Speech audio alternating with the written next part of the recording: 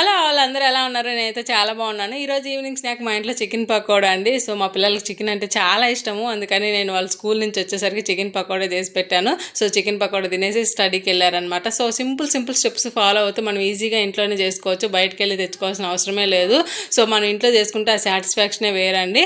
So, first అయితే నేను ఒక హాఫ్ కేజీ చికెన్ తీసుకొని శుభ్రంగా కడిగి పక్కన పెట్టుకున్నాను. తర్వాత ఉప్పు, పసుపు, కొంచెం లెమన్ వేసి ఒక 2 మినిట్స్ మసాజ్ చేసి మళ్ళీ పక్కన పెట్టేశాను. ఒక 5 మినిట్స్ ఆగి కారం, ధనియాల పొడి, జీలకర్ర పొడి, మసాలాలన్నీ వేసుకొని మంచిగా మ్యారినేట్ చేసేసి ఒక హాఫ్ అన్ అవర్ అయితే పక్కన పెట్టేయాలి. హాఫ్ అన్ అవర్ తర్వాత 2 టేబుల్ స్పూన్ మైదా, 2 టేబుల్ స్పూన్ కార్న్‌ఫ్లోర్, ఒక రెమ్మ కరివేపాకు, 2 పచ్చిమిర్చి చీలికలు వేసుకొని మంచిగా మళ్ళీ కలిపేసుకొని తర్వాత ప్యాన్ పెట్టి ఆయిల్ హీట్ చేసుకొని ఒక్కొక్కటిగా ఆయిల్లో వేసుకొని ఫ్లేమ్ని మీడియంలో పెట్టి మంచిగా దోరగా వేయించుకోవాలండి. చాలా సింపుల్.